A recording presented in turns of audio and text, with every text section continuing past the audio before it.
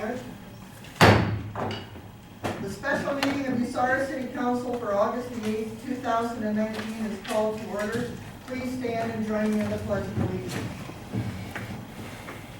I Pledge allegiance to the flag of the United States of America and to the republic for which it stands, one nation, under God, indivisible, with liberty and justice for all. We'd also like to have a moment of silence for the victims and families of those in El Paso and in Dayton, a sad occurrence in our country. And we'd also like to honor our dear friend, Fred Sparks, who passed away this past week.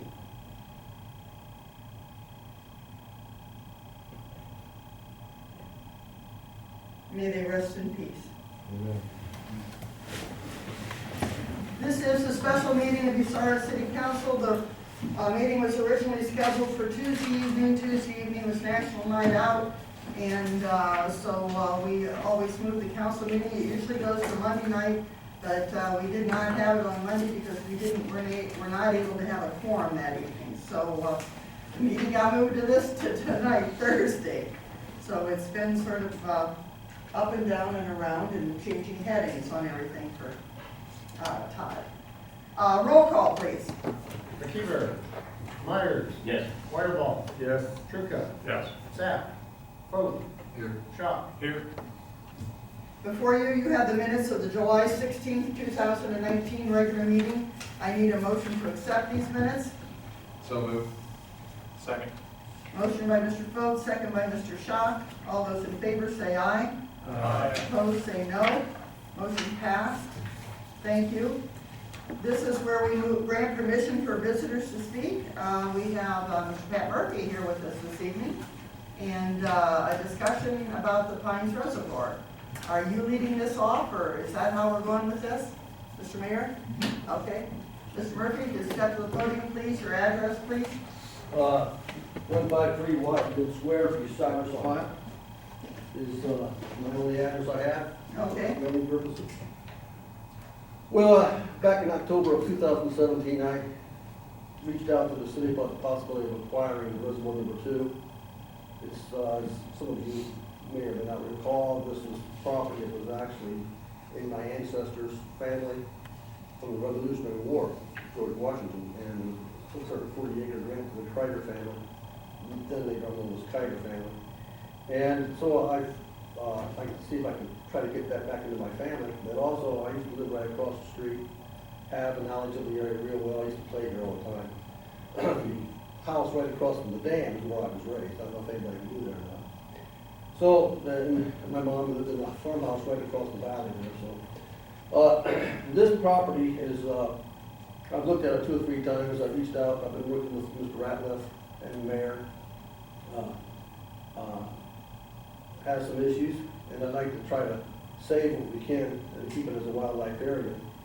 My undergrad in Ohio State was in forestry, and I took a double major in forestry and oil and gas reclamation, so I have some expertise a little bit in hydrology and drainage and reclaiming land and maintaining lands and planting trees. I've planted over 50,000 trees.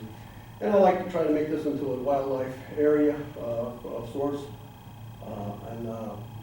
So I've been working with Lynn McKeever and also CTL Engineering, Mr. Bates of CTL Engineering, about what can be done to do to save this dam. The dam is really bad shape. You know, since 1974, every 5 years, ODNR does a study. They send a study to you guys, and there's been issues since '74. Some of the things that still haven't been addressed. Lynn and I found the valve, at least one of the valves. It's supposed to be 2 valves. We can only find 1 valve. We're not sure if it works.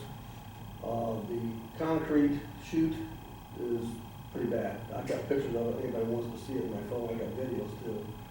I was down in it maybe 2 months ago, and there's a lot of undercutting, a lot of you hit the concrete and it sounds hollow. That's what we got to check. That's what Lynn McKeever and I want to do to see if we can save that. But that's going to be a very expensive project to do.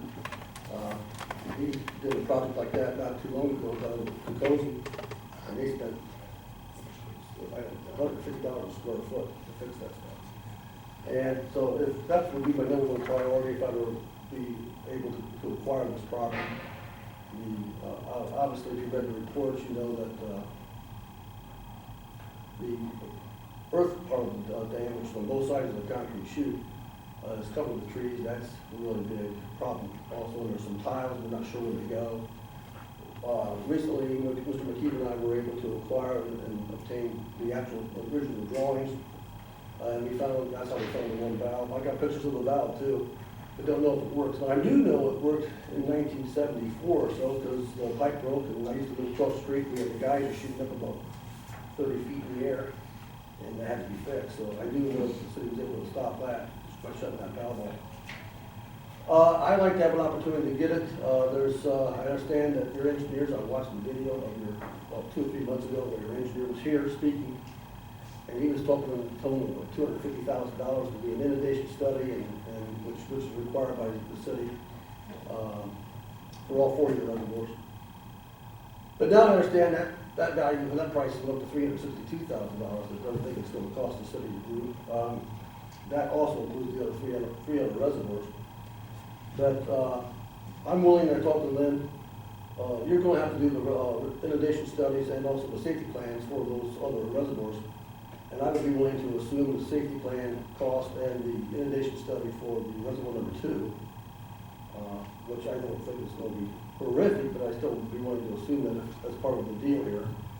And if I were to be able to acquire this reservoir, I'd also want ownership of the pipelines, which I think was clear over to your existing water treatment plant, but I don't think it's connected. I think you had the EPA requirement this last year to cut that off, if I'm not correct. If I'm correct. That's correct.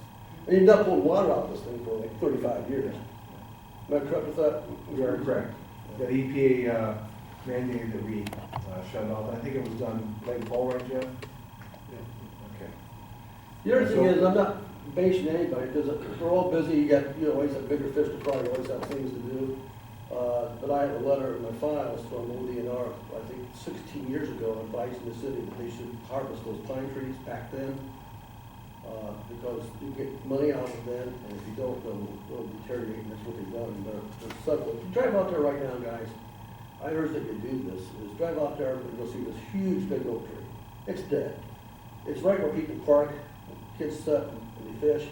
One of those branches come down, it's a liability. You guys got a liability there. And right next to, and you have 15 more trees right next to the pines that are dead. I'm willing to take this over and work on it. It's sort of my hobby. As I said, my wife and I planted over 50,000 trees on other farmlands that we've acquired. And I'm going to work with Pheasants Forever and Ducks Unlimited. And there's some other federal grants and organizations out there I can deal with. I've been in touch with Ohio State University on the issues of potential wetlands. I don't think it's going to be an issue there. I was just talking to Mr. Ratliff about contracts with Division of Wildlife of the ODNR. I don't want to have a problem. If we have to lower the dam to fix or something, I don't have a problem with them saying, well, you're killing our fish or whatever. I need to find that out. But I'm still interested in doing this, and I have an energy that I want to do this. I think it'd be a fun project. I don't know exactly what I'm going to do with the property, but I'm thinking of an outdoor use.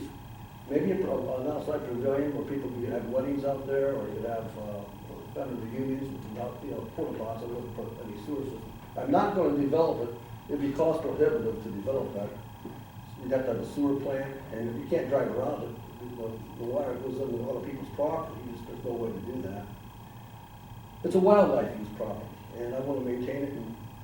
And I bet you $5 to a donor that's silvered in quite a bit. And I think one of the council members asked in one of the meetings, what happens if, I think the last meeting about 2 months ago where you had your engineer here, what happens if you just breach the dam? And your engineer said it's going to cost you $250,000 to remediate the sediment and the sludge and reformulate the creeks with riprap. And there's other alternatives besides saving the dam, but they're all going to cost money, guys. I mean, there's just, and I don't know what Lynn McKeever's bill is going to be, and I don't know what CTL engineering bill is going to be, but I'm not going to, I'm not an unless deep pocket. I'd like to be able to do something for society and have a project that I can have fun with. And I've done this with other property, so I'm just letting you guys know I'm interested in acquiring this property, taking relieving the city from the responsibilities of the repairs of this dam. The ODNR, I talked to ODNR, and I met with them with Rob down about, what, 2 weeks ago? They're gonna go into enforcement mode with you guys if you don't do something. They're not too happy at this point in time, they want something done. And if I ask them, what happens if you go into enforcement mode? Well, they're gonna come in, they're gonna do what they think needs to be done, and they're gonna go after you guys for the money. And I think they'll work with me a little bit if I go in there and start cutting the trees off the bank and start actually working at it. I'd like to make sure that I have cooperation from some of the personnel in the city who have some unique knowledge about the valves and that type of thing. First thing that I want to do is I want to exercise that valve to see if it works and make sure the valve downstream by your water plant is either open. But did you guys disconnect that? Is that completely disconnected now? Is it open or is it still a valve? Talk about number 2 is disconnected? Number 2. Yeah, it's disconnected. But is there, when you disconnected it from your system, is there a valve that you still can exercise? Down by the treatment plant, or don't you know? Yeah, there is an outlet valve. Is that open or is that, It's closed right now. it's closed? So if the other valve at the reservoir would be open and if it were to work, it still wouldn't drain because the other valve has to be open, correct? I believe so. Okay. Are you Mr. Person? No, I'm Jeff McMullen. He's the engineer with the firm. Okay, good. Yeah. So, I've talked to Mr. McKeever, I've got some contacts with CTL Engineering out of Columbus and Cincinnati. From what I've done over the past, I've hired engineers, accident reconstructions and also buildings that fall down, and so they also do this kind of stuff. So I have some people behind me with knowledge. I prefer to use Lynn. Lynn has unique knowledge of the area, and he and I played baseball together when we were kids. His dad coached me, along with Mr. Brown. So I'm interested in it. I don't have, I would hope that you guys would consider letting it happen for the value of getting the risk of liabilities off your back. I think you guys got a lot more stuff facing you that you don't need to worry about repairing this dam. And that's basically it. If there's any questions, I'd be glad to take them. Questions or comments? Mr. Mayor?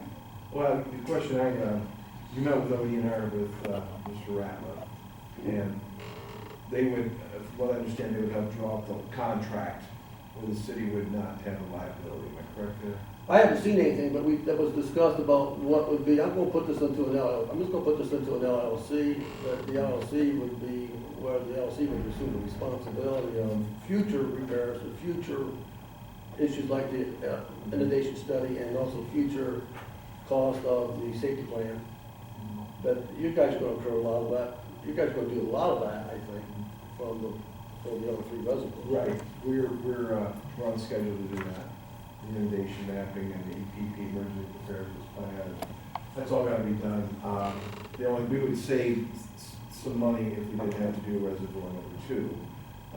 A small amount, but the major savings is gonna come from, the estimate, I think that Bruce gave, Bruce Brandstetter was, to replace the dam was $1 million. Right. And like you mentioned also, if the other option would be to, cut a wedge in it and drain it, get to a lower level, or just over time just let it drain out, and then we still would have to, reclaim the land, and that would be still a substantial expense. It wouldn't be $1 million. The point is, it's money that we don't have, and if you can take it over, fix it up, and make it a beautiful natural resource like it once was, I think the city would be better off. I mean, obviously financially we are, but not just that. We don't have the money, nor the staff to keep up with that reservoir. We don't even use it anymore.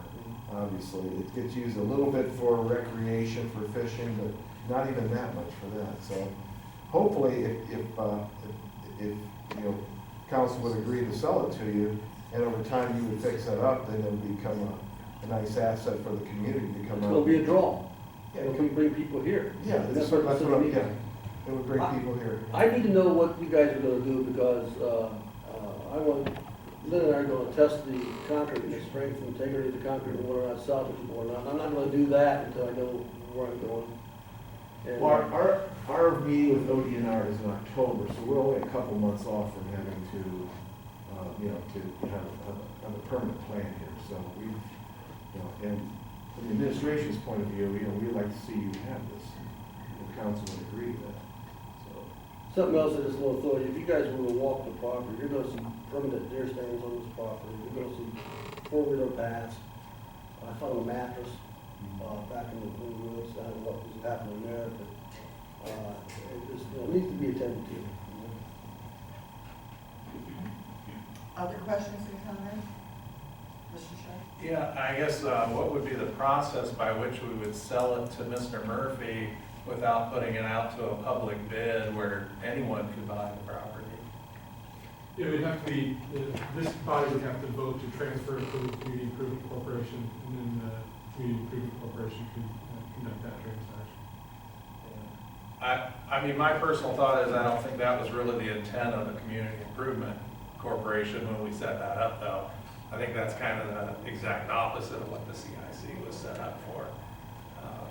So I don't see that being consistent with, you know, what we were told when we were setting up the CIC was not to, you know, sell a public park. I mean, that's kind of outside the scope of what we set the CIC up for.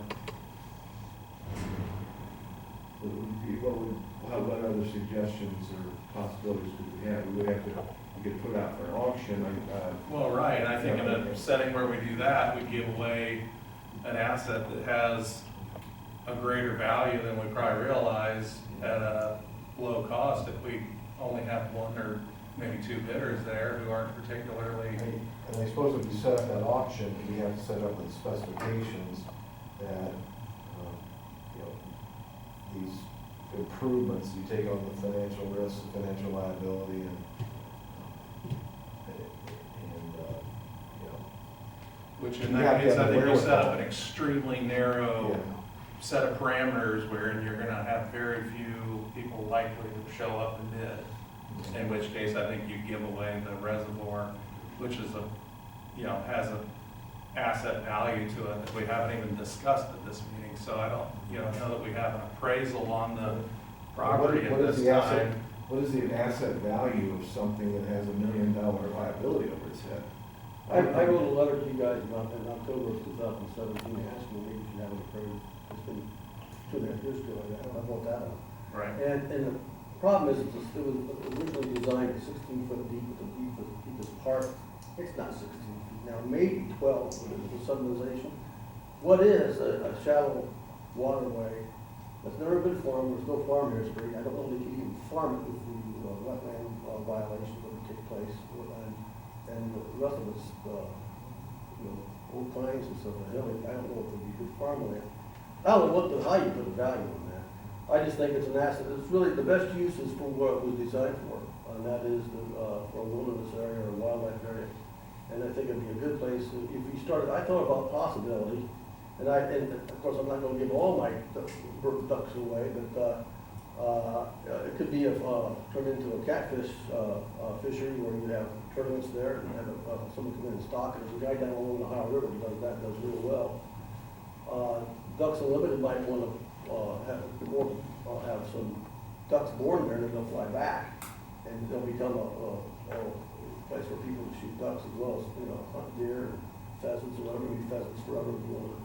And we got a lot of pheasant farms. They may release some pheasants or two, but I'm just telling you, Andrew, that there's a lot of liability, a lot of work here, and it's going to take some effort to do that. I'm willing to jump in and try.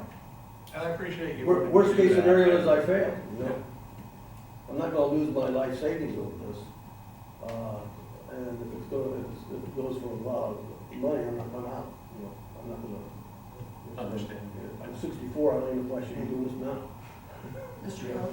I was just gonna ask Mr. Rattle, since he was at the ODNR meeting, is that gonna be something the ODNR is gonna be feasible with us trying to auction it off to anybody versus somebody that they were discussing a plan with?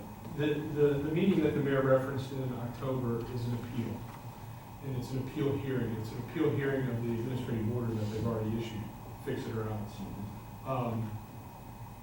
If we go into that appeal, we are going to be contesting the validity of their order. to us, and I defer to Jeff as to whether or not he thinks their order is invalid or not. If we would lose at that appeal stage, we're gonna face an order from ODNR.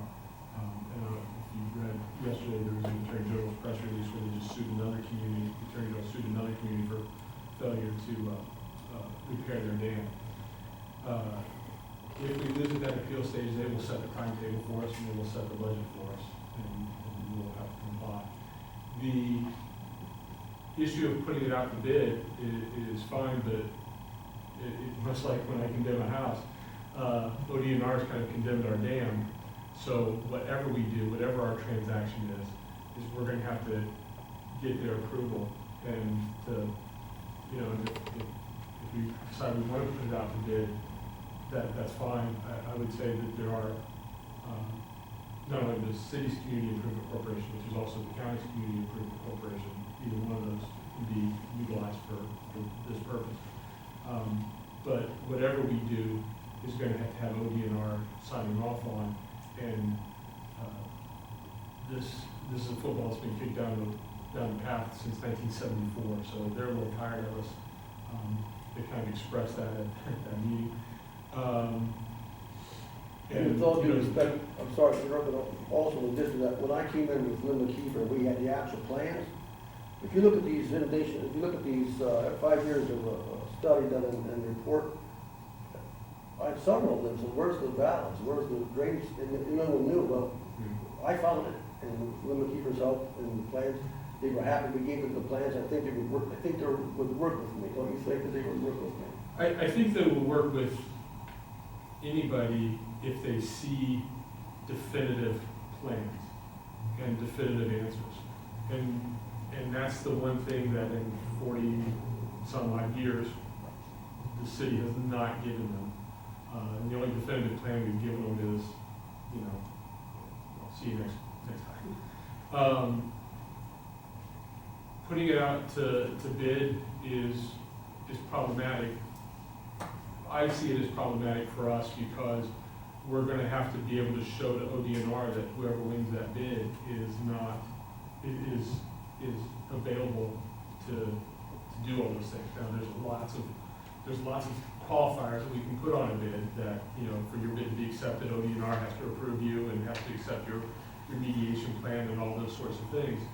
But we're talking about, in that case, we're talking about kicking that football another 4, 5, 6 months down the road to get through the bid process, to get all those things set up, to get that negotiation and everything put together.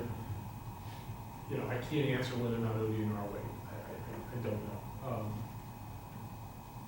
But those are all considerations we have to play. And then 6 months from now, if nobody bids on it because nobody wants the liability, then where are we? If they come in that administrative order, and, you know, so those are all.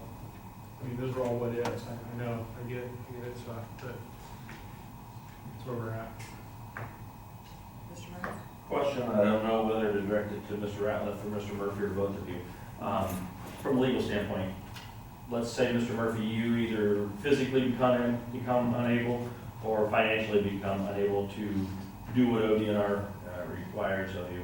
Is there any situation where that can fall back on us? I know you said if we transfer it, then you're accepting all liability, but if you're unable to comply with that and you just walk away from it, is there any chance that you know, falls back on us that we're going to have to deal with later? Well, the worst case scenario I would think is, right now, if I walked away right now, and you guys didn't get a buyer, and the ODNR goes into the enforcement mode,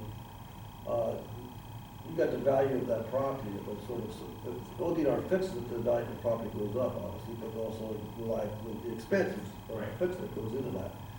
And I would think that that would be the value, that would probably be self-sustaining at that point in time as far as value versus debt or value versus cost.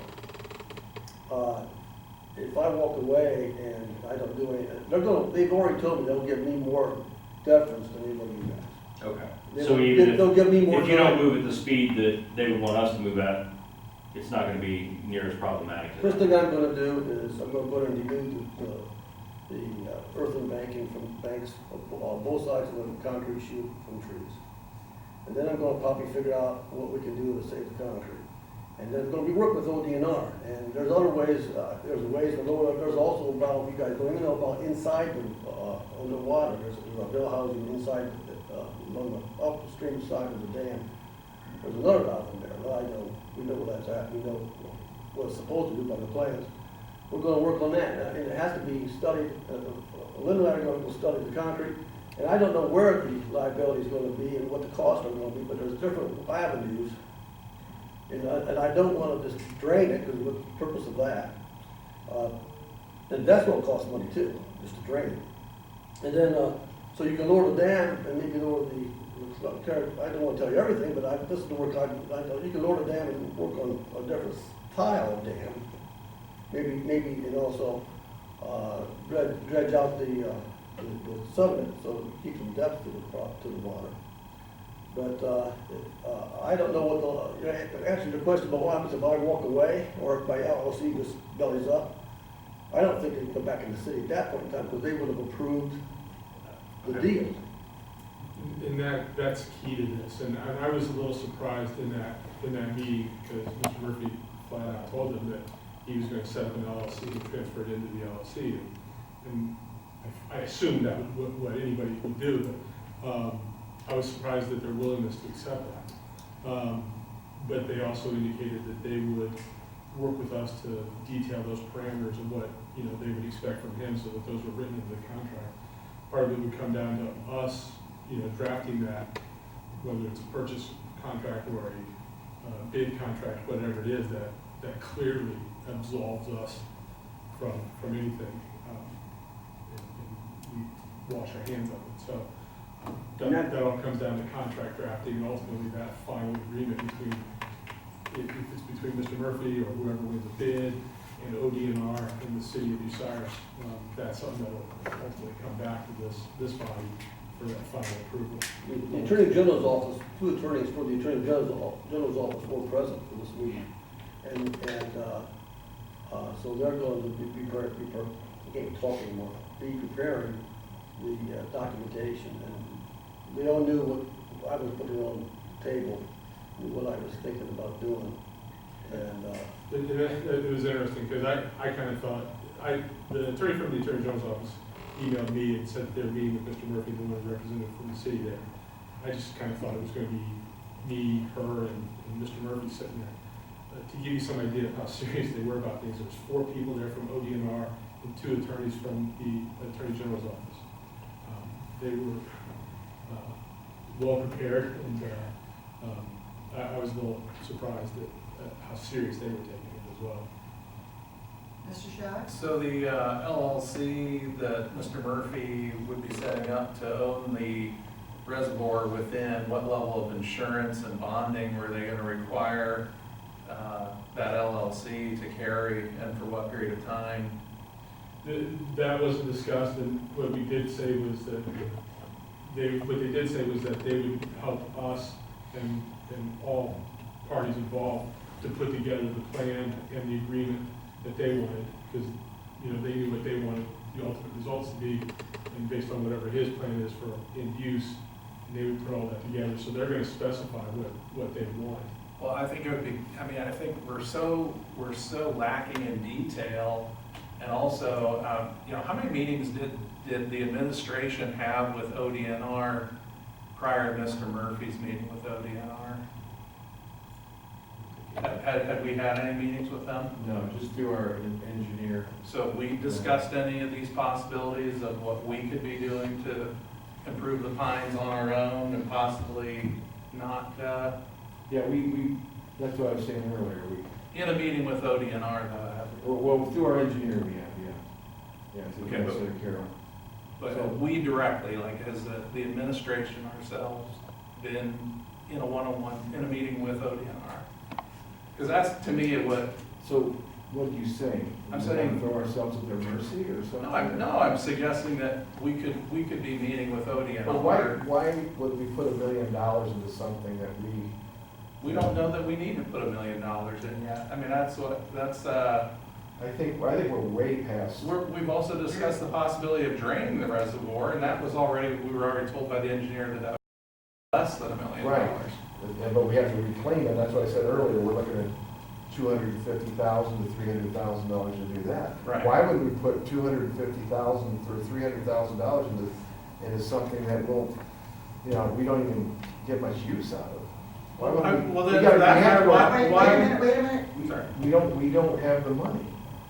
We have to go borrow the money. We're trying to pay for a water plant now. That fund is really tight, and all you do is talking about raising rates on the public that's already is sick of, higher rates. That's, if they're user fees, that has to come out of those funds. Well, where else would we take it? Hey, Mr. Shaw? I don't know. And I'm not suggesting this is just your administration issue, Jeff. I mean, this has been going on since 1970s and potentially earlier. I don't know the full history of it. So it's not just an attack on you here, but. Well, I didn't think it was. Yeah, I mean, I just from my perspective, I feel that there's a public use feature out there. We've been talking for the last several years about all the quality of life issues and walking paths and bike paths, and people like to go fishing, people like to go hunting, and go out and watch the birds and wildlife and so forth. To me, this is an area where they would have that opportunity, and potentially there's an asset there for the city. But I don't feel like we have enough information to know what all of our options truly are at this point. So I have a really difficult time saying, let's sell it to Mr. Murphy and wash our hands of it. And I realize the money's tight. Madam President, weren't you here when Bruce, we've done presentations on this? Right, but Yeah, those he talked have about- been He talked about cost estimated of- numbers, He, and he talked about what the cost was going to be on these things. 2 years ago, we presented, I said, this is coming, we gotta move this now yeah. and make a decision on it, and council wasn't in favor of that. I think one or two of the council members thought, well, we may need that water again, which. No, I know the water is So the issue. so obviously, if this was a wealthy community, if we had investors out there, yeah, great. But now, we would have no expense in this, or a minimal expense, and we turn it over to somebody who has promised to rehab it. And it keeps it out of our budget, keeps it, if we have to pay $1 million back over 20 years, and with interest costs, that's gonna be to fix something that gets very little use now. Now, at the same time, if you want to turn it into, a park or whatever, great. Now we're gonna hire some more people, because we don't have enough of a staff right now to maintain it. So let's put a parks director in, that's another $75,000 a year. And you might need another staff member in the water department to check on things too. Joyce can attest to that, so anyway, so there's a lot of things that, whatever council decides is what council decides, but I'm just knowing that the ultimate cost is gonna be borne by the end users, which are the citizens of Bucyrus.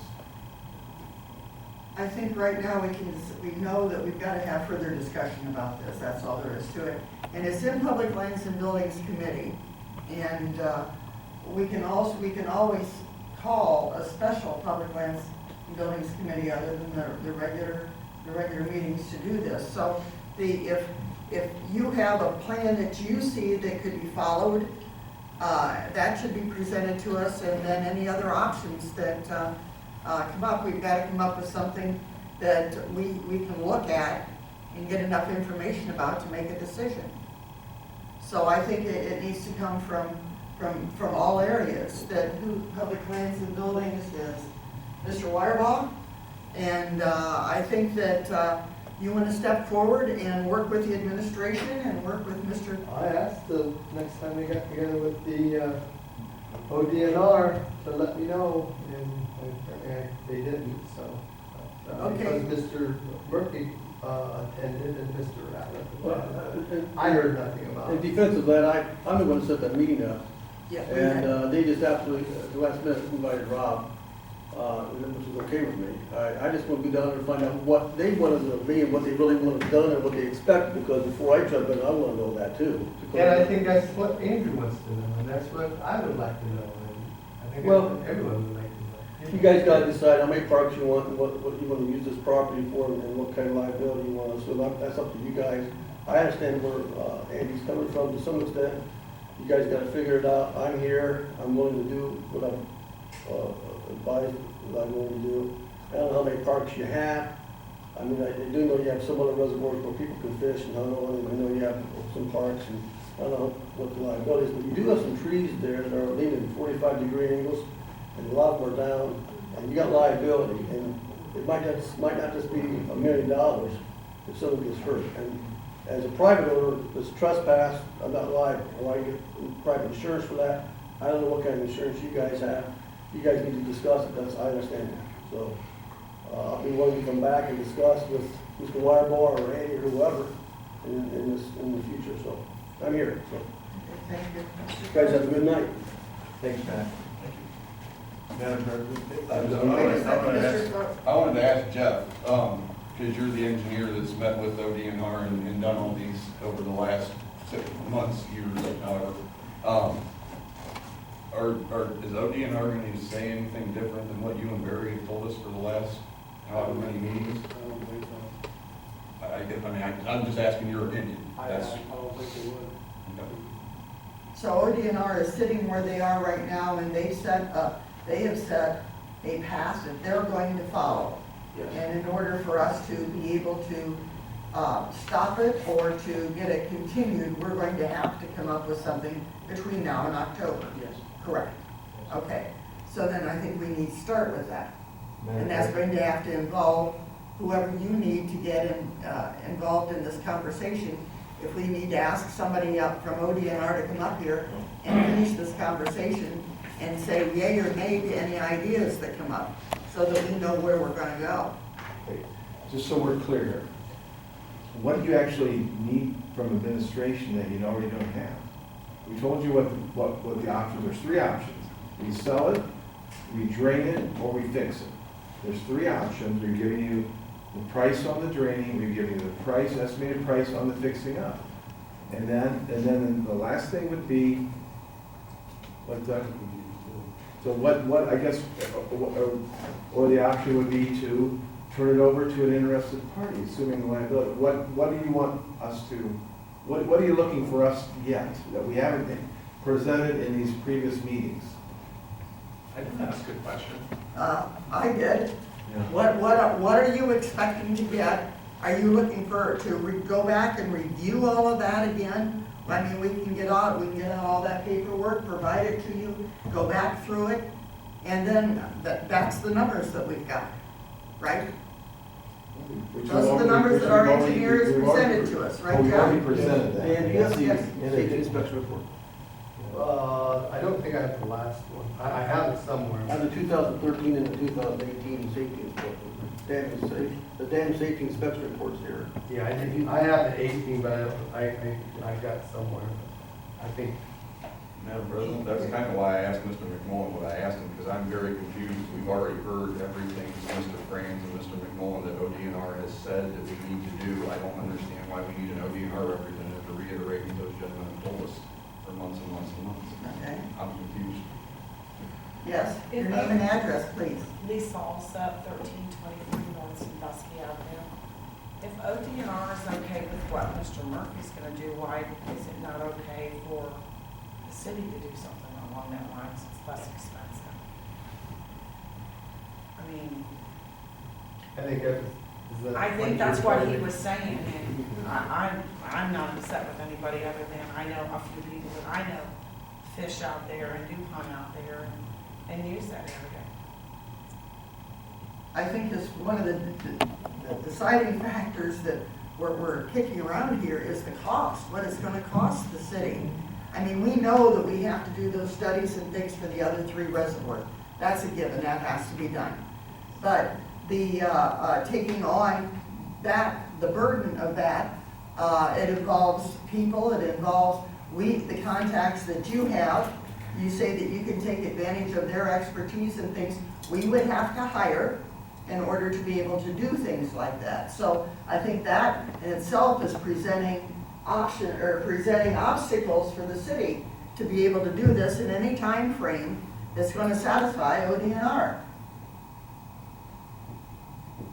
So let's we'll get all those reports and everything back together again. We have a public lands and buildings meeting scheduled for Monday. I think we can have it by then, can we, Todd? I can have it in 5 minutes. Okay, we can have all of that there, and we will go back over it and the discussion has to take place between the council members, okay? Okay, back into committee then. Thank you very much, Mr. Murphy. Thank you guys for your time. Thank you. Consideration.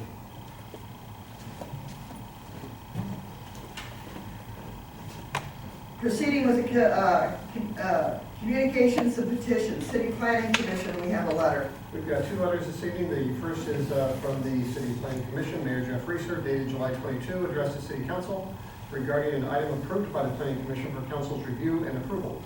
Dear Council President, the Bucyrus City Planning Commission met on Monday, June 12, 2019. It is requested that the following item approved by the Planning Commission be submitted to the appropriate council committees for review. Proposed zoning reclassification of property located at 251 Whetstone Street, including adjacent properties, 0800-143-86000, 0800-143-80000, 0800-143-81000, 0800-143-82000, and 0800-143-83000, and 273 Whetstone Street for urban neighborhood residential R3 to neighborhood business ND. And you can see the attached map on here. This zoning reclassification is related to the intended development of the Bucyrus Outreach and Restoration Network, or BORN, Hope Center. The development would contain several uses, including administrative offices for local nonprofit organizations, a community center, and a yet-to-be-defined residential use related to transitional housing for those experiencing homelessness. This residential use would require amending of the zoning ordinances, as no such use currently exists as a permitted use. The matters were submitted simultaneously with the proposed residential use being tabled until further information could be provided about the specifics of the intended use. Thank you, Mayor Jeff Reeser, Chairman Planning Commission, and this needs to be referred to the Planning Committee. Okay, I need a motion then to refer this to the Planning Committee. So moved. Second. Motion by Mr. Wirebaugh, second by Mr. Myers. All those in favor say aye. Aye. Opposed, say no. Motion passed.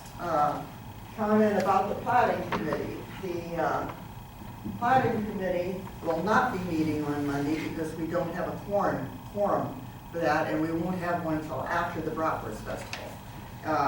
So know that's where this is sitting, okay? Next. We have a letter addressed to the City Council dated July 25, 2019 from Landon Hill, zoning administrator, regarding a sign ordinance clarification. Dear Council President, I have received interest from multiple parties regarding the installation of new signs at their businesses located in the downtown business or DB zoning district. In researching their requests, I have found that as currently written, the sign ordinances restrict the installation of any sign in the vast majority of the downtown business district.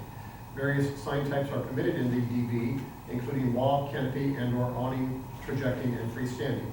However, per Bucyrus Codified Ordinance 1191.08H3, no part of any sign shall be placed in, over, or extend onto any public right-of-way. In most cases in the DB, the property line is directly in line with the face of the structure, thus any sign installed on said structure would be over the right-of-way line and not permitted. As zoning administrator, I am tasked with enforcing these ordinances as written, which would result in these requests for sign permits being denied. I am requesting clarification regarding the ordinance as to whether this was an oversight or the intended outcome of the ordinance. Thank you sincerely, Landon Hill, zoning administrator, and this also has to be referred to the planning committee. So I had a conversation with one of the downtown merchants, and it's a young couple that's purchased a business, and they're looking to redo the building or redo some of the things down there, and they want to use an old-fashioned sign they think that would fit in with the decor of the downtown area, and it does protrude some. So that's why this is getting put into the planning committee. So I need a motion, please. So moved. Second. Motion by Mr. Foat, and second by Mr. Truca. All those in favor say aye. Aye. Opposed, say no. Okay, it's passed, it's in plating committee. Same thing applies with plating committee about the meeting on Monday. It will not be discussed then. We can hold a special plating committee meeting at another time, but I think everybody's pretty well booked up through the Breakfast Festival, so we can have that discussion. Who's chairman of the plating? Mr. McKeever. Okay, he's not back till next week. Okay. Moving on, we have both of those. Standing committee reports. Mr. Myers, would you like to get us started with this, please? Yes, ma'am. The Bucyrus City Council Joint Regular Committee meeting for Thursday, July 18, 2019 was from 6:02 p.m. to 7:17 p.m. The members present were Mark McKeever, Kevin Myers, Dan Wireball, Monica Sack, Andrew Schock, Bruce Truca, arrived at 6:08 p.m., and Doug Foe was absent. Item 1, Bucyrus City Joint Regular Committee meeting was called to order by Schock at 6:02 p.m. Item 2, public participation, there was none. Item 3, order of committee business. We started with the service committee that convened and then recessed at 6:03 p.m. because of a lack of quorum. Item B, the planning committee met at 6:04 to 6:13 p.m. and they dealt with Group 3A sewer separation. Planning committee came to order at 6:04 p.m. Members present were Monica Sack, Bruce Truca, Kevin Myers, and Mark McKeever, chair. Item 1, Group 3A sewer separation. Jeff McMullen of Brandsetter Carroll Inc. provided an update on the Group 3A portion of the city's ongoing combined sewer overflow reduction project. Group 3A encompasses Hopley Avenue from Western Street to East Southern Avenue, as well as John Street, the alley north of John Street, and Winchester Avenue. Bruce Brandstetter said that the administration is ready to advertise for bids for the project, which will cost $1.19 million in already appropriated EPA loan funds. The project, which will include both sanitary and storm sewer separation, along with the installation of new storm sewer lines, is slated to begin in the late fall. Myers made a motion to request legislation authorizing the administration to advertise for bids and enter into a contract not to exceed $1,190,000 for Group 3A sewer project and authorizing the auditor to draw a warrant. Sack seconded the motion, which passed by voice vote. McKeever recessed the planning committee at 6:13 p.m. Questions or comments regarding the minutes of the plotting committee? None? Okay, thank you. Moving on, public lands and buildings, Mr. Wireball. Okay, public lands and buildings, met Thursday, July 18th, 2019, began at 6:13 p.m. Members present, Bruce Truca, Mark McKeever, and myself, Chair. Reservoirs, emergency action plans, and inundation mapping have been drawn up by Brandsetter Carroll Inc. and Diversified Environmental Consulting for each of the city's 4 reservoirs and will be submitted to the ODNR through the remainder of this year. The city has received a chief's order from the ODNR pertaining to the Pines and has 3 options there: repairing the reservoir to bring it within state compliance, which would cost more than $1 million, reaching the dam, or selling the reservoir as is. The ODNR is requesting a decision as the Pines spillway and embankment are leaking. Law Director Robert Ratliff said he and city resident Pat Murphy, who has expressed an interest in purchasing the Pines Reservoir property, recently met with several ODNR officials who said the agency is amenable to the city selling the property and transferring any liability to a new owner, provided the agency receives a plan of action from the new owner and that an inundation study is received from the city. Draining of the Pines would require a stability study instead of an inundation study, although the city is still required to deliver inundation studies on its 3 other reservoirs. The city has appealed the chief's order pertaining to the Pines, and the hearing date for that is October 17th. The item was continued. Bicycle racks. Ratliff proposed the installation of $200 bicycle racks at City Hall, the Shines Art Park, at Washington Square, and offered to purchase 1 to be installed by city workers at City Hall, pending the committee's approval. Mayor Jeff Reeser and Councilperson Truca offered to purchase bicycle racks for the other 2 locations. Truca made a motion to approve the proposal with a second by McKeever. Motion passed by voice vote. The proposal will go before full council at its next meeting on August 5th. No legislation is required. Wireball recess, Public Lands and Buildings Committee at 6:25 p.m. Any questions or comments regarding the minutes of the Public Lands and Buildings Committee? Okay, then we do need a motion to put the bicycle racks in the city at the 3 places that were mentioned, here at City Hall, at Shines Art Park, and at Washington Square. And of course, they will be purchased by Mr. Truca, Mr. Ratliff, and Mr. Reeser. I need a motion. So, Second. Okay, motion by Mr. Myers, second by Mr. Wireball. All those in favor say aye. Aye. Opposed, say no. Motion passed. Thank you. So we'll get some bicycle racks put up. We sold all those bicycles just a couple weeks ago, didn't we? Are they gonna be back on the streets? you just want the right It's word. gonna need a place to lock, yeah, well, that, it's gonna need a place to lock them up. Okay. Okay, moving on. Health and Safety Committee, Mr. Myers. Health and Safety met 6:25 PM to 6:32 PM. Members present, Mark McKeever, Bruce Truca, Andrew Schock, and Kevin Myers, Chair. Item 1, liquor license transfer. Council received a notice from the Ohio Division of Liquor Control that a liquor license is being transferred from TWM LLC, doing business as Smoky's Tobacco and Brew, and 2 Drive-Up Windows, 314 North Sandusky Avenue, Bucyrus, to Capilla Enterprises LLC, doing business as Smoky's Tobacco and Brew, Drive-Up Windows, same address. Law Director Rob Ratliff noted that he has had no objection to the transfer. McKeever made a motion, did not request a hearing on the transfer, with a second by Truca. Motion passed by voice vote.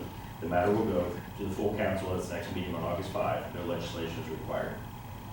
Do you want to stop there, or do you want me to finish and then address? Oh, we can take a vote right here, right now, we're there. So we need full council to also say that we do not need a public hearing on that liquor license transfer. So do I have a motion, please? So moved. Second. Who was the move? Mr. Wireball?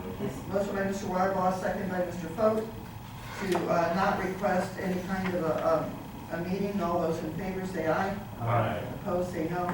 Okay, motion passed. Thank you. Item 2, traffic control map changes. On July 8th, the committee requested legislation to A, repeal ordinance number 62-67 dated December 20, 1967, which reads, no parking of a motor vehicle shall henceforth be permitted on the south side of East Southern Avenue from Marion Road east to Whetstone Street in the city of Bucyrus, Ohio, and replacing it with, no parking of a motor vehicle shall henceforth be permitted on the south side of East Southern Avenue from Marion Road east to the city limits, and no parking on the north side of East Southern Avenue from Whetstone Street west to 40 feet. B, amend ordinance number 6377 dated December 8, 1977, which reads, to provide for the full-time operation of an electric traffic control device at the intersection of Marion Road, Beale Avenue, and Fairview Avenue by adding, no turn on red on Beale Avenue at Marion Road and Fairview Avenue, on Fairview Avenue at Marion Road and Beale Avenue, and on Marion Road at Beale Avenue and Fairview Avenue. C, repeal ordinance number 2778 dated June 17, 1964, which reads, 2 stop signs on West Beale Avenue at Marion Road, 1 stop sign on Fairview Avenue at Marion Road, 1 stop sign on Marion Road at Fairview, and 2 stop signs on Marion Road at Beale Avenue. D, amend the traffic control map by adding signage on Whetstone Reserve, specifically 1 yield sign on Crystal Crescent at Waterford Drive and 1 yield sign at Dunlow Court at Waterford Drive. Following the request, Ratliff expressed concerns that repealing ordinance numbers 6267 and 2778 in their entirety could be problematic, and so the legislation was not drafted. It was determined that ordinance number 6267 pertains only to the subject of the recommended repeal and therefore may be repealed. However, ordinance number 2778 makes no mention of the Beale, Marion, and Fairview intersection and should not be repealed. In addition, it was later determined that, regarding item D, Reserve Boulevard should be added to the Whetstone Reserve signs receiving signage. In addition, the Safety Service Director has requested that ordinance number 32-2019 be amended to change the hours of no parking on North Sandusky Avenue from Charles Street to Perry Street from 5:30 a.m. to 7:30 a.m. on Fridays to 5:30 a.m. to 7 a.m. on Fridays. Truca made a motion to request legislation making the following changes to the traffic control map. A, repeal ordinance number 6267 as detailed above. B, amend ordinance number 6377 as detailed above. C, amend the traffic control map to remove the language as detailed in item C above. D, amend the traffic control map as detailed in item D above with the addition of Reserve Boulevard. E, amend ordinance number 32-2019 as detailed above. McKeever seconded the motion, which was passed by a voice vote. Myers recessed the Health and Safety Committee meeting at 6:32 p.m. Questions or comments about the minutes for this meeting? And then here's the real kicker of it. We're still not done with this. I know. Yeah. We've got a couple more things that have come up for discussion and review. And so we removed this piece of legislation from tonight for consideration until we can smooth out the little bumps that still exist there. This is going back into time where the records are not as straightforward as what we originally thought they were. So we're going to give it a little bit more time so we can do it once and do it right. Okay? Were there any other questions or comments regarding this? None? Okay.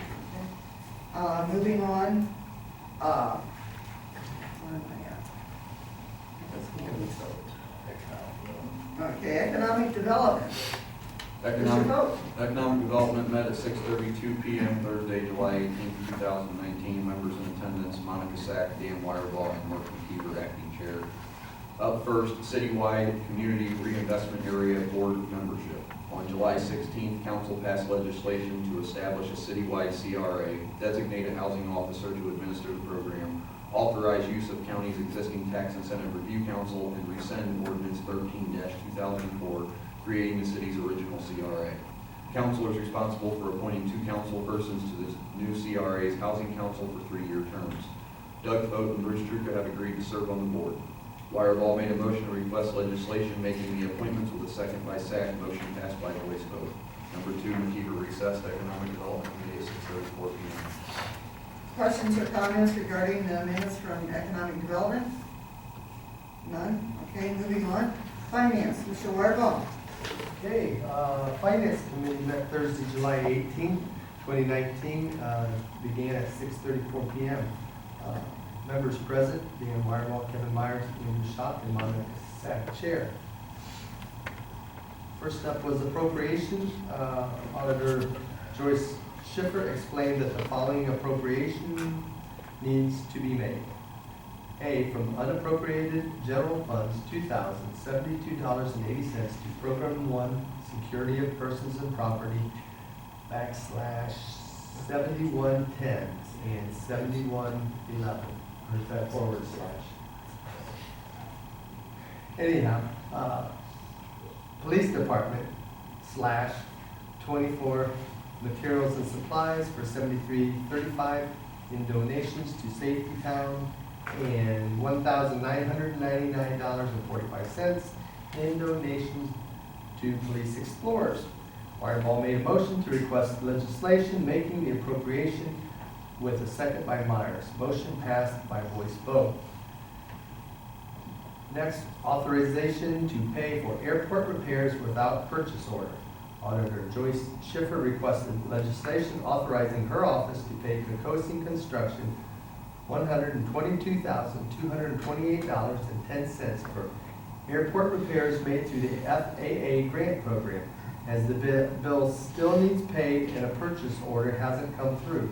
The FAA share of the project is $110,005.28. The state share, $6,111.41, and the city share, $6,111.41, which has already been appropriated. Schock made a motion to request such legislation with a second by Myers. Motion passed by voice vote. State tax collection contract. Schiffer asked for legislation approving a city contract with the State Attorney General's Office for income tax collections, as it has the means to find current addresses and to collect from tax refunds the amounts owed to the city. Any cost incurred would be charged to the taxpayer. The city was forced to terminate its contract with Capital Recovery for income tax collections following changes made by the state legislature.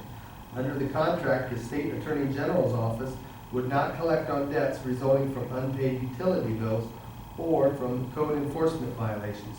Wireball made a motion to request legislation entering into said contract with a second by Schott. Motion passed by voice vote.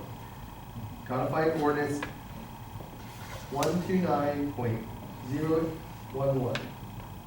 Safety Service Director Residency. Mayor Jeff Reeser explained that the Service Safety Director has taken on more responsibility as various city positions have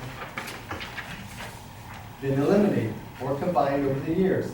He added that given that, it would be advantageous to widen the area from which future directors could be chosen.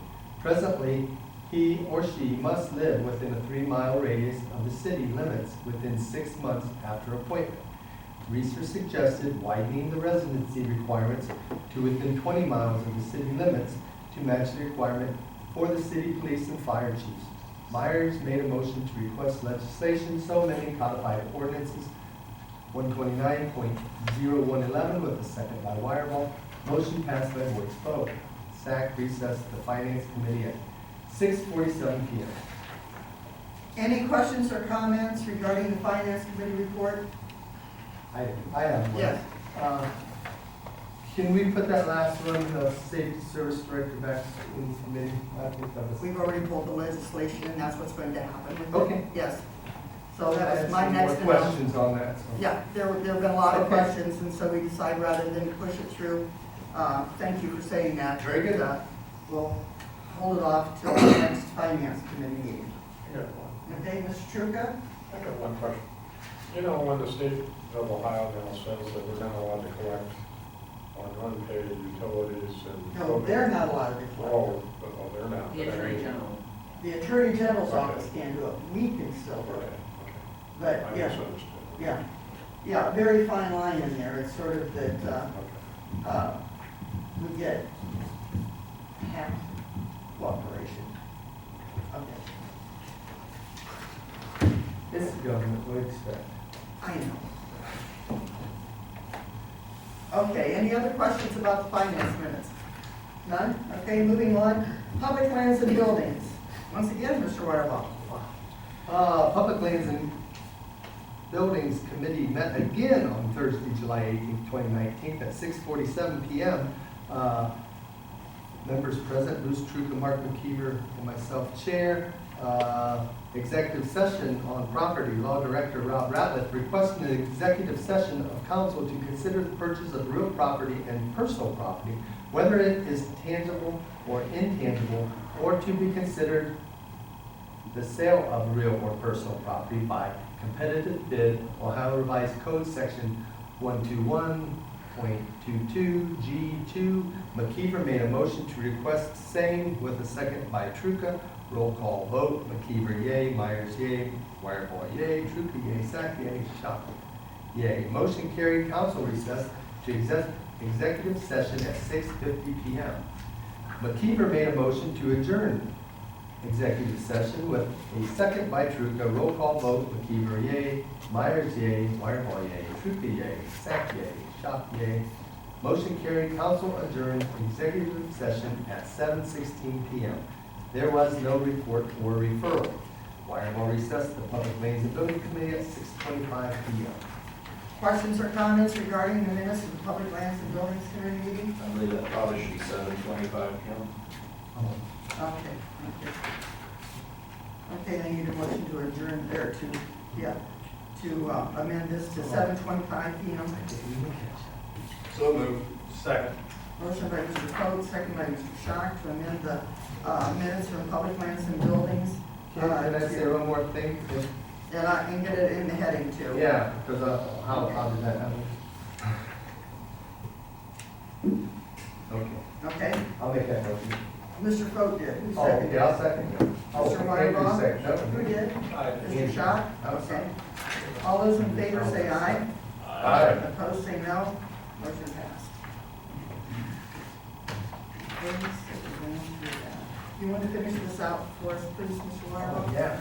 Public participation, there was none. Wireball asked for a motion to adjourn the joint regular committees. Motion by McKeever and second by Schock to adjourn at 7:17 p.m. Motion passed. Thank you.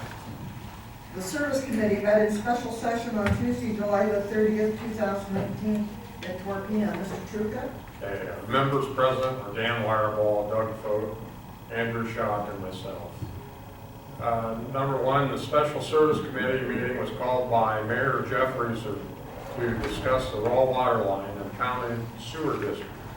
The meeting was called to order by myself at 4 p.m. Raw water line.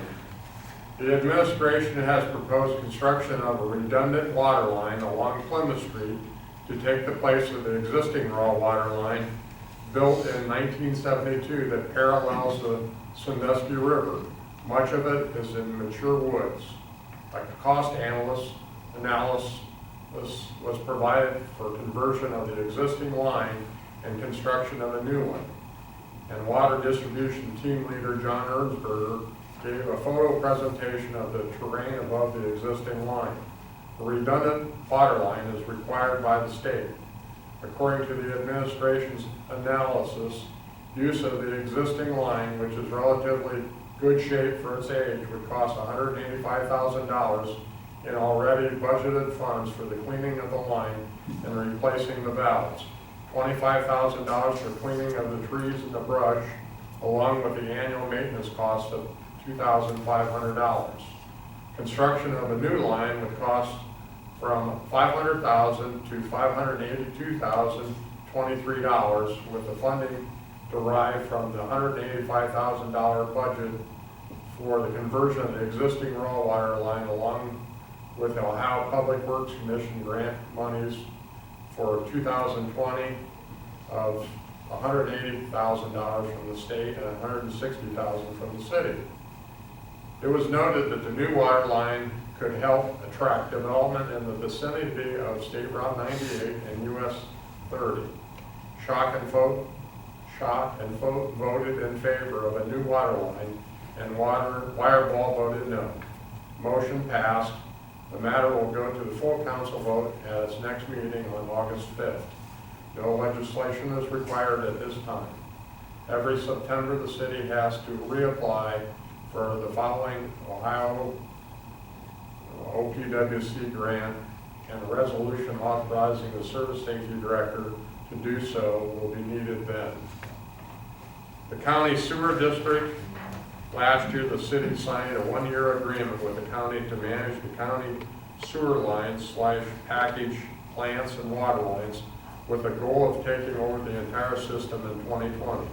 The administration recommended going ahead and taking over the county's water lines next year, but continuing only to managing the sewer lines. The county also asked the city to take over the billing duties for the county's water and sewer customers. Utility Office Supervisor Mike Calva explained that to do that, meters will have to be converted to eliminate software issues, which already has been funded by the county. The committee expressed support for the administration going back to the county with a proposal to take over the county water lines in 2020 while continuing to just manage the county sewer lines, with the city assuming billing as soon as the transfer can be made. No legislation is needed at this time during the special service meeting at 5:04 p.m. Questions or comments regarding the minutes from the special service committee meeting? Okay, then as it's stated in here, we need a full council vote on this raw water line. The recommendation that came out of the service committee was that a new water line would be placed out on State Route 98 and out to the water plant, and it would be paid for with the money that was already in this year's budget, plus next year's money that we would get from the OPWC, and an additional $160,000 from the city, which is what we normally put with the OPWC grant each year. So I need a motion to that effect. So moved. Mr. Truca, Second. second is Mr. Foat. Let's do a roll call vote. Okay, let me get this going. McKeever, Myers, Yes. Wireball, No. Truca, Yes. Sack, Foote, Yes. Shock. Yes.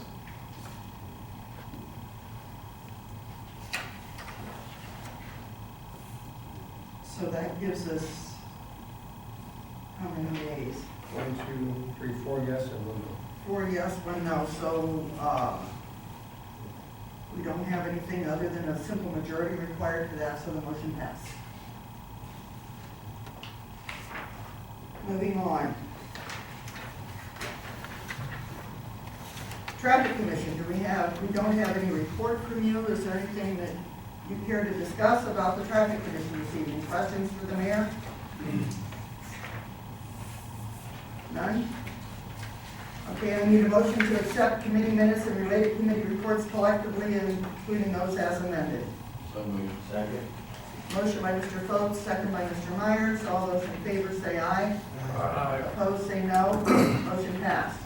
Report to city officers. Mayor Research. Yes, thank you, Madam President, and a very big thank you to all the citizens who attended and hosted a National Night Out party. It was a record for us this year. There was over 20 parties, and I can't remember that many in any years since 5 years I've been here. And it was a very busy night. We allotted 5 minutes to each party. Oh, that's right. You're only allowed 5 minutes for your report tonight, too. That's, okay, we'll do that one. So, we made 15 of them. A lot of good people out there, and they were having fun. We were having a lot of fun. Also, CGI was in town. This is our people who do our videos for the city website. Time to update those, and lots of good sponsors from businesses, and we thank them very much. I think it's a thank you every time to all of them. And makes our website a very professional. Browers Festival's next week, our showcase. So I put a little thing on the city's Facebook page about, making sure that the businesses and the homes look great, Hold the weeds. Trimmed all the bushes around the office yesterday. Thank you. Thank you. We noticed too. Thank you. There'll be tens of thousands of people here, and we have a lot of good comments about Bucyrus and how good it looks from people. And the festival has done a fantastic job. Every year it gets better and better. And you can see that the work that they're putting into is paying off too. So looking for, and the weather forecast is for perfect weather. The long-term forecast. The bicentennial's coming up. We have a very small kickoff in September called Salmon Mary Days. I think I've mentioned that to you. So that's September 7th to honor the first arrival of the Norton family, among others. And we'll be planting some oak trees in their honor, having an event downtown. But the bigger celebration is going to come in 2 years. And we have some very good people on the committee. We had a first meeting last week, and a lot of good ideas. And there'll be subcommittees formed, so if anybody wants to volunteer for some of the subcommittees, or just let us know at the city hall, and we'll get it to the right people. I think that's all I'm going to say tonight, because I'm almost out of my 5 minutes. So. You are. All right, thank you, Madam President. Any other questions or comments for the mayor? I got one. Yes, And Mr. Reservoir? it may be service director, but anyhow, you'll be doing that next, so. I had been asked, they tore that house down there at Baker's. Have we done any talking with Baker's about, Tore the house down. or that building beside Baker's? Julie's. Oh, Julie, okay. Have we Dylan. talked to them about? Yeah, bakers are interested in buying the city parking lot to expand and put outdoor seating in there, and it's just a matter of if that's something that the council would be agreeable to. And Well, I'm just thinking before they go in there and start paving things, they may want to. So it looks like they're not going to pave right away, but. no, not right away. Yeah. So we've been in contact with the bakers here. So Okay. when it gets a little closer, we'll refer it and discuss it and see how council wants to proceed. Okay, thank you. Okay, Mr. Myers, regarding the Browers Festival, opening ceremonies are? Thursday, the 15th at 11 a.m. Any of you that wish to attend, we ask that you be at the table to sign in around 10:30, 10:45, if you wouldn't mind. And you're all invited. And Don't look at me, I gotta take the proper stuff on stage. You get grandpa's job. Okay. Okay, so, if you can be there, it lasts, about 45 minutes? ish. Yes, okay, to be there, and it's just a nice way to say, hey, here we go again for, this is our, what year? 53rd. 53rd year of doing this, okay. Wow. Okay, thank you very much. A lot of progress. Yes, moving on to the Service Safety Director's report. Thank you, Madam President. Referrals from Mr. Wagner. I'd like to refer the speed limit on the city's portion of Lincoln Highway West, 330, County Road 330, Health and Safety, and the ODOT 3-year renewal for bridge inspections for replatting, and the water towers to service. It'll be maintenance of water towers. Number 2, the EPA administrative order, which we've been under, is Arcadia as our engineer on that. They were finished with the quarterly report, has been submitted it before the August 1st due date, which is good news. There's an attached project schedule. This is from Mr. McMullen. Thank you very much. You'll see attached to the back page there a lot of things that are going on in the city and in construction here in the next few months, and the timetables are on the back there. We have a Group 3A community meeting scheduled here in council chambers. That's going to be held on Monday, August 19th at 6 p.m. We've already mailed out letters to the residents and businesses that will be in the affected area. We're currently accepting applications for a WTP, water treatment plant operator position. For more information, please see the city website or call the neighborhood office. Lions Park has another huge event coming up next week. It brings a lot of people to town, coinciding with the Browers Festival. We've got more than 30 teams this year. So I love coming here, and then they love going downtown and eating Browers. Ohio Comp, we received very good news. We will be receiving an 88% rebate from our 2017 overall premium. What do you think of that? That's pretty, 88%, that's incredible. Gary Hess has done a fantastic job. And if Gary was here tonight, I would thank him in person. Oh, hi, Gary. You only have 5 minutes anyway. Thank you, Gary, for all you did, because you're responsible for a lot of that, so we thank you. And he's doing a fantastic job as the city safety coordinator, and also the city employees they work very safely. Monday is our annual board meeting. I believe that will be the date that we get our rate increase for next year. We'll let you inform. We'll inform you when we hear. And the PEP insurance inspector will be in our facilities the next couple of weeks, and they're the annual inspection and recommendation. And Friendship Bridge is the last thing Jeff has, and that inspection is moved up because of all the rainfall and flooding. I think it needs moved back. Yes, I think Yeah, I so. believe it's what he needs there. That's it. Thank you, Madam President. Any questions? Just one comment, the schedule for all the upcoming projects, that is out on the city website, and I've also seen it on Facebook. So it's out there, and it gives you the dates and when this is supposed to start and when it's supposed to be finishing. So if you, especially if you are in an area that something's going to be happening in, go out and take a look at it, and it'll give you some idea of what's going on. Any questions about the service director's report, Mr. Trucca? I had a comment to say something about Jeff Wagner and John Erzberger. They had just done a maintenance job on East Mansfield Street, and I think their thought of working after hours was probably one of the best things that they could ever done. Being that there's East Mansfield Street is such a highly traveled street area. I sat there the entire time that they were doing it, and the traffic was greatly reduced. I mean, there was no problems whatsoever. Yeah, the reason we did that was for Dairy Quest and Carly's.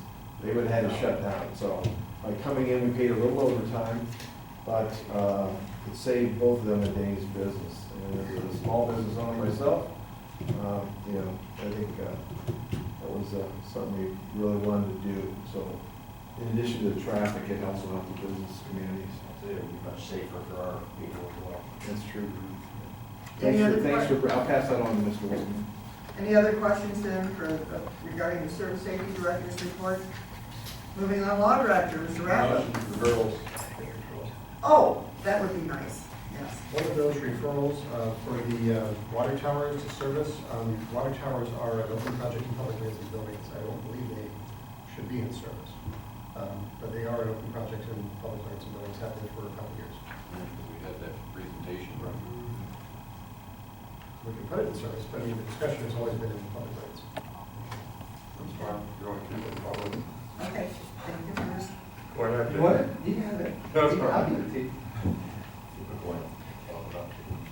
Okay, I need a motion then to refer the speed limit on the city's portion of Lincoln Highway West to Health and Safety Committee. So moved. Second. Motion by Mr. Wirebaugh, second by Mr. Foat. All those in favor say aye. Aye. Opposed say no. Motion passed. I need a motion for the ODOT 3-year renewal for bridge inspections to Planning Committee. So moved. Second. Motion by Mr. Foat, second by Mr. Schock. All those in favor say aye. Aye. Opposed say no. Motion passed. And finally, the water towers to public lands and buildings. I need a motion, please. So move. Second. Motion by Mr. Foat, second by Mr. Myers.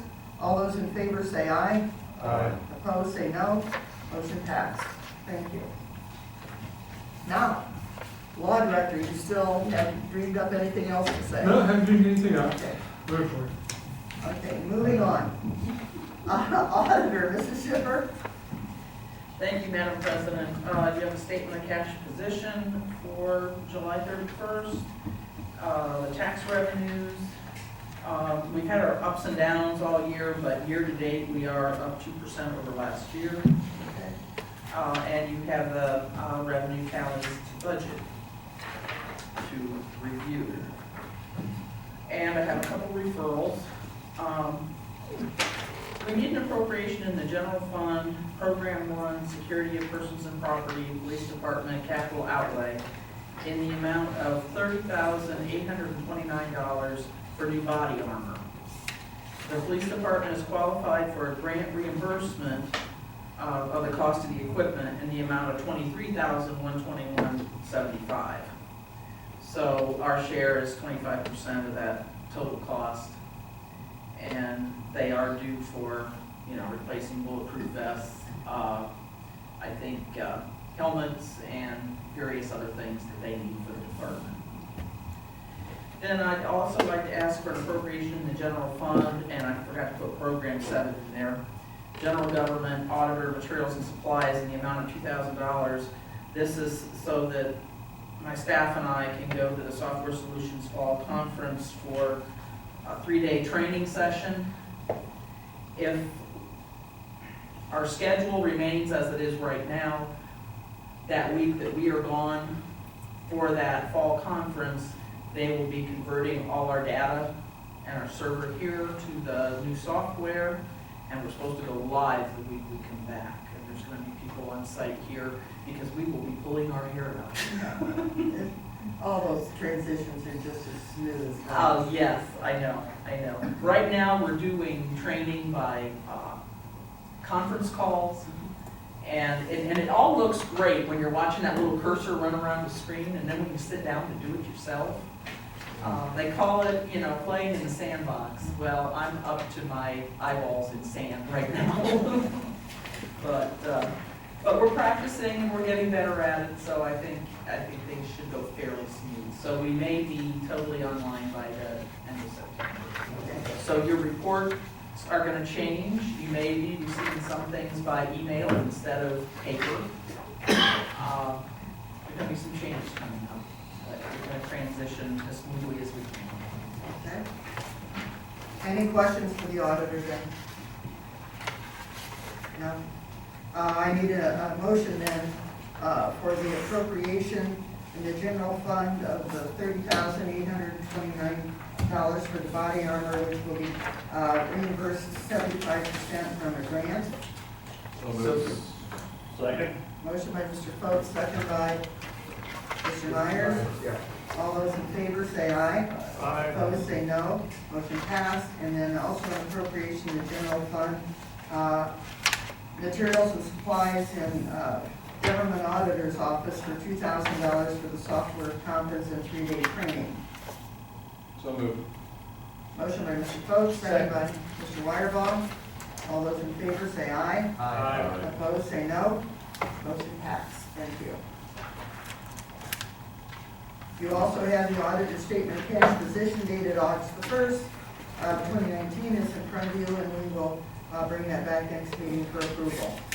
You have also the treasurer's report for June 2019 that was given to you at the last meeting. We need a motion to accept and file that. So moved. Second. Motion by Mr. Foe, second by Mr. Wireball to accept and file the treasurer's report for June of 2019. All those in favor say aye. Aye. Opposed, say no. Motion passed. Thank you. We have nothing from the police chief or the fire chief. I need a motion to accept city officers' reports. So moved. Second. Motion by Mr. Myers, second by Mr. Wireball to accept the city officers' reports. All those in favor say aye. Aye. Opposed, say no. Motion passed. Thank you. This is where we have visitors' input regarding reports of standing and/or special committees and of city officers. Does anyone care to address council this evening? No one? Okay. Ordinance number, for consideration of proposed legislation for the first time. We have 2 ordinances and 3 resolutions. Ordinance number 35, 2019, amending and supplementing ordinance number 61, 2018, being the annual appropriations ordinance for 2019 by appropriating from unappropriated general funds the sum of $2,072.80 to the materials and supplies line item within the police department category within the Program 1 Security of Persons and Property subparagraph, and declaring an emergency. That is referred to the Finance Committee. Ordinance number 36, 2019, authorizing and directing the City of Bucyrus Tax Administrator to enter into a debt collection agreement with the Ohio Attorney General for the collection of outstanding municipal income taxes, fines, penalties, and interest, and declaring an emergency. That is referred to the Finance Committee.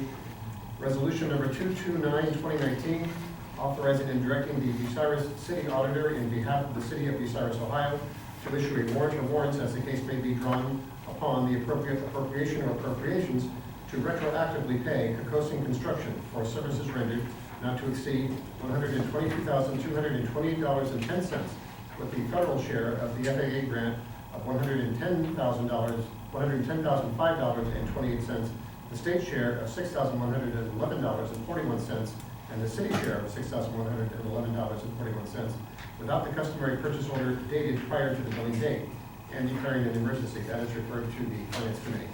Resolution number 230, 2019, authorizing and directing the Service Safety Director in behalf of the City of Bucyrus, Ohio, to advertise for bids and to enter into a contract or contracts not to exceed the already budgeted $1,190,000 with the lowest and best bidder or bidders for the Group 3A sewers project, and finally authorizing and directing the Bucyrus City Auditor to draw warrants or warrants in payment therefore from the appropriate appropriation or appropriations, and declaring an emergency. That is referred to the Planning Committee. Resolution number 231, 2019, pursuant to Ordinance 34, 2019, the Bucyrus City Council hereby appoints councilpersons Doug Fote and Bruce Truca to the Citywide Community Reinvestment Area Housing Council for 3-year terms beginning retroactively to June 16, 2019, and declaring an emergency. That is referred to the Economic Development Committee. Okay, thank you. I need a motion to accept this as the first reading. So moved. Second. Motion by Mr. Foat, second by Mr. Truca to accept this as the first reading. All those in favor say aye. Aye. Opposed, say no. Motion passed. Ordinance number 35-2019 is referred back to Finance. 36-2019 is referred to Finance. 229-2019 is referred to Finance. Resolution 230-2019 is referred to Planning. And Resolution 231-2019 is referred to Economic Development.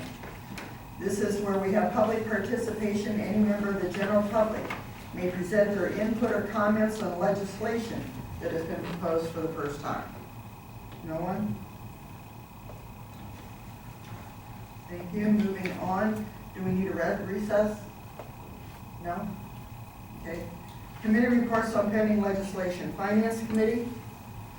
Finance is favorable with ordinance 35, 2019, appropriation. Finance is favorable, ordinance 36-2019, the state tax collection contract, and also favorable to Resolution 229-2019, authorization to pay without purchase order. Planning Committee, Plating is favorable to Resolution 230-2019, the Group 3A sewer project bid and contract. and Economic Development. Economic Development is favorable to Resolution 231-2019 citywide CRA board membership. Okay, need a motion to accept these reports? So moved. Second. Motion by Mr. Foat, second by Mr. Trucca to accept the reports. All those in favor say aye. Aye. Opposed, say no. Motion passed. Thank you. For further consideration of pending legislation, for the second and third reading of proposed ordinance number 35-2019, which are the appropriations, do I hear a motion to suspend the rules, waive the reading of the caption and text, and declare it an emergency? So moved. Second. Vote. Yes. Wireball. Yes. Trucca. Yes. Sack. Schott. Yes. McKeever. Myers. Yes. Ordinance number 35-2019. Do I hear a motion to adopt proposed ordinance number 35-2019? So moved. Second. Vote. Yes. Myers. Yes. Wireball. Yes. Trucca. Yes. Sack. Schott. Yes. McKeever. Ordinance number 35-2019, the appropriations are duly adopted.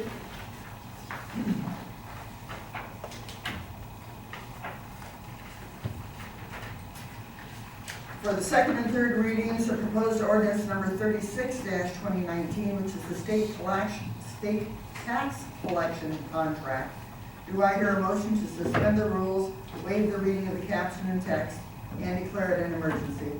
So moved. Second. Wireball. Yes. Vote. Yes.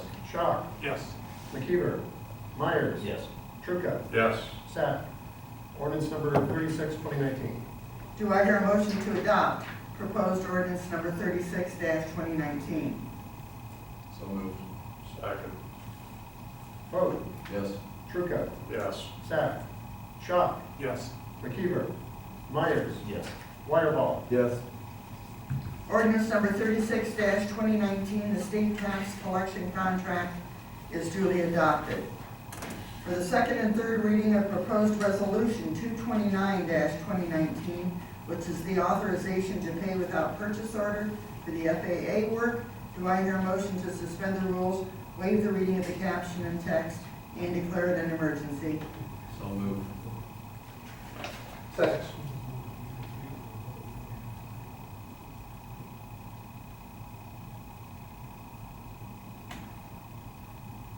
We do.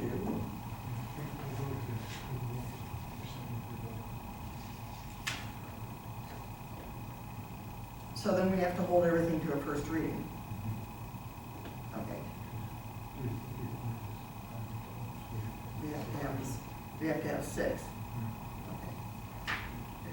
So we might as well stop here. We have to stop at the first reading.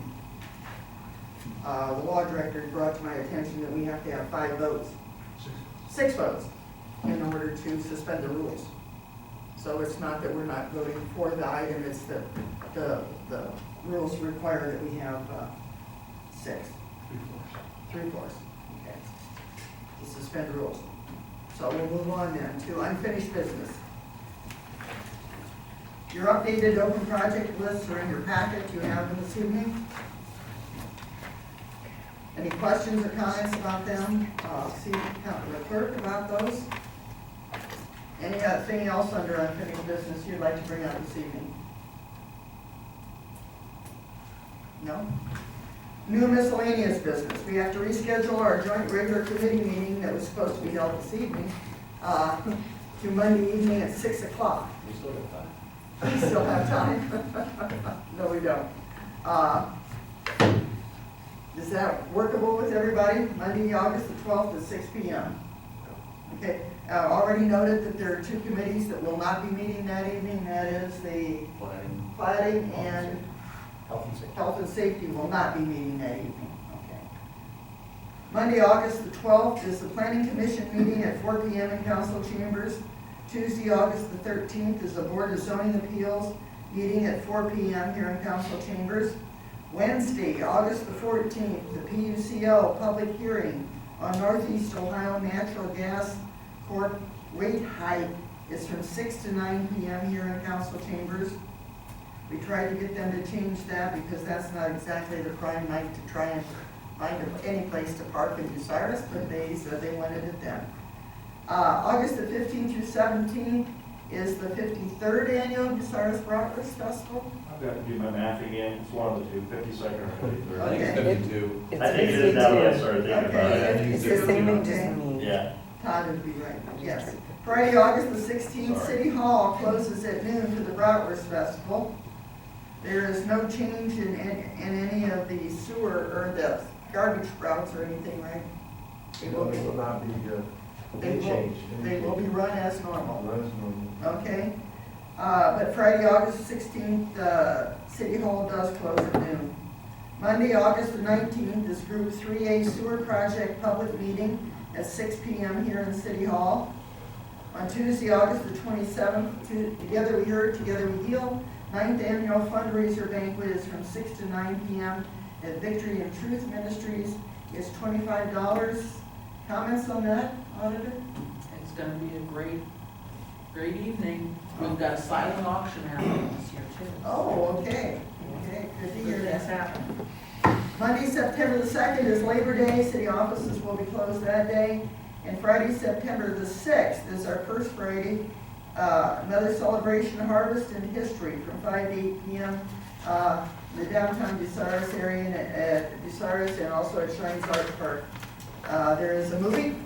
Is that the August next- 23rd. When's this? August 23rd. August 23rd is the next one, next movie. Okay. Last. Is the last one? There's no movie on the 6th. There's no movie on the 6th? Oh, okay. We'll take that one. Football season. Football season. All right, we could put a football game on there though. Okay, so August the 23rd is our last movie downtown in Start having our Dorchester. Ohio State party with Shine. Madam President, and we have to remind us, on Wednesday, the 14th, the barricades are usually set up down, we'll have to make sure that we remember to remove the barricades so folks can park Okay, on Wednesday. yeah, we'll have to do that, because I think that we decided that that lot You on the can south, park back here, absolutely. they can park there on that south lot. And one more thing. Yes. Like I mentioned earlier, we'll have more details at the next meeting, but Norton Days are on Saturday, September 7th. Okay. Okay, details for next meeting. Okay. Anything else anyone wants to bring up under new and miscellaneous business? If not, we need to excuse council members Sack and McKeever. So moved. Second. Motion by Mr. Myers, second by Mr. Fote to excuse Ms. Sack and Mr. McKeever. All those in favor say aye. Aye. Opposed, say no. Motion passed. The joint special committee meeting for Monday, this Monday, the 12th at 6 p.m. Referrals from this council meeting, and only those items that have been listed will be discussed at that meeting are, We've got 5 new referrals. The bridge inspection program with the state, that's from the Service Safety Director to plating. We have the sign ordinance from the zoning administrator to plating. We have the zoning reclassification on Whetstone from the planning commission to plating. We have the speed on the Lincoln Highway West from the service speed limit change from the Service Safety Director to Health and Safety. And we have 2 appropriations from the auditor to finance. The first 4 of those will not be on the agenda for Monday because, as you mentioned, plating and health and safety will not have a quorum that evening.